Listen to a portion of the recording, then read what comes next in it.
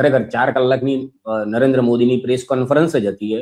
એમાં કઈ પહેલું ભાગ પણ એવો જ હતો કે એમાં નરેન્દ્ર મોદીની નોટબંધીની ને બધી આ બધી જે છબી જે છે એના કારણે જે બધી અત્યારે જે અમે ફસાયેલા છે, કશું બોલી નથી શકતા મોદી સાહેબ, તો એમના વતી પબ્લિકના મનમાં એક અલગ તસવીર ઊભી કરવાનો આ પ્રયત્ન છે.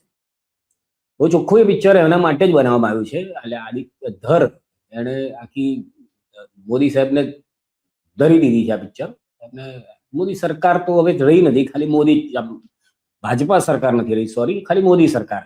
એ અમિત શાહ, બે જણા જ આખો દેશ ચલાવી રહ્યા હોય એવું એ લોકો. અને સારું છે કે આ પિક્ચરમાં અમિત શાહને કોઈ જગ્યા જ નથી આપી. ખબર નહીં એમણે ના પાડી છે, મને ક્યાંય દેખાડવાનું નહીં, એવી ક્રોનોલોજી હોઈ શકે.